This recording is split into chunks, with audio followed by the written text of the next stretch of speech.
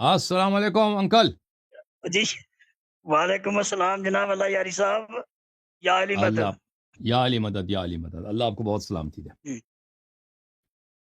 بڑے دنوں سے جناب کوشش کر رہا تھا آپ سے رابطہ کرنے کا، لیکن رابطہ نہیں ہو پا رہا تھا. ہاں آپ کی تو بڑی اللہ کا مہربانی شکر چاہیے. ہے آج بڑا آپ نے لیٹ کروایا، 1 بجنے والا ہے رات کا. بس یہ ٹھیک آپریٹر ہے کو جی. ڈانٹنا. جی اس پروگرام کے بعد آپریٹر کو کال کر کے ان کو خوب ڈانٹیں. ان کا قصور ہے.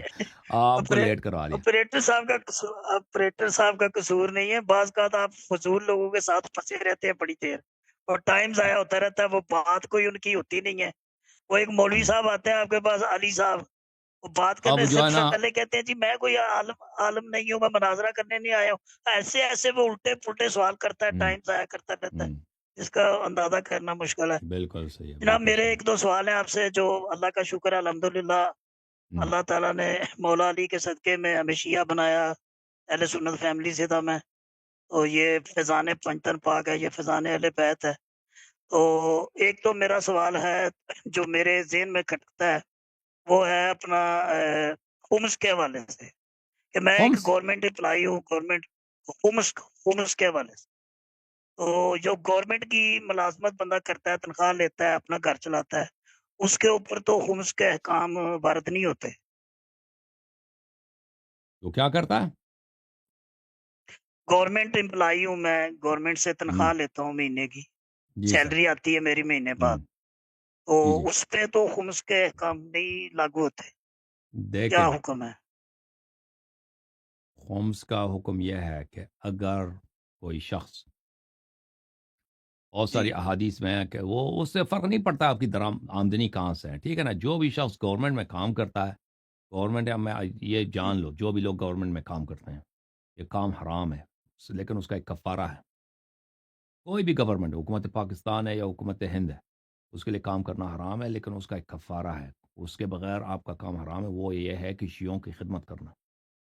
تو جو بھی آدمی گورنمنٹ میں کام کرتا ہے اس کے لیے ضروری ہے، جس ڈپارٹمنٹ میں بھی ہے وہاں پہ شیعوں کی خدمت کرے. جو بھی شیعہ آتا ہے یا وہاں پہ شیعہ آپ کے پاس کوئی، یا آپ شیعوں کے پاس جاتے ہیں کام کے سلسلے میں، ان کی خدمت کرنا اور ان کی مشکلات کو رفع کرنا یہ واجب ہے. اگر یہ نہیں کیا تو پھر آپ کا سب کچھ حرام ہے. یہ پہلی بات. دوسری بات، جو دیکھیں یہ گورنمنٹ امپلائی سے فرق نہیں پڑتا. انسان کے پاس جو آمدنی آتی ہے نا، اگر امام علیہ السلام یہاں پہ حاضر ہوتے، ان کی حکومت ہوتی، تو ان کو خمس دینا واجب ہوتا.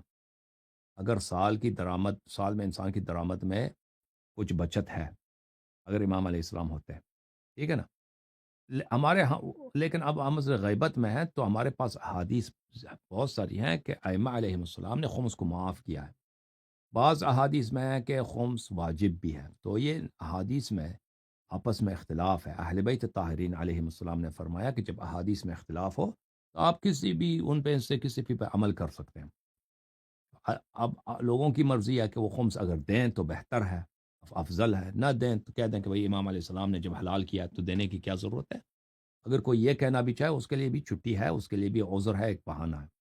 جو شخص چاہے گورنمنٹ امپلائی ہو یا بزنس مین ہے، اگر اس کے پاس پیسے آتے ہیں، اگر وہ خمس دینا چاہے، سال میں اگر بچت ہوتی ہے تو اس کا 1/5 اس کا خمس بنے گا. Okay, thank you sir. یہ حلال حرام کا کلاس نہیں یہاں پہ کلاس ہے جماعت عمریہ کے ساتھ، لیکن میں نے آپ کو احترام میں خمس کے مسائل جی بتا دیے. ہاں، تھینک یو سر. جوم جاؤ، پرواز کرو، کیوں فخر سے سر اٹھا، کیونکہ اللہ تعالیٰ نے تمہیں انتخاب کیا. صراط حق پر صرف تم ہو، صراط ایمان پر صرف کیا، کیونکہ اللہ تعالیٰ نے تمہیں انتخاب کیا. صراط حق پر صرف تم ہو، صراط ایمان پر صرف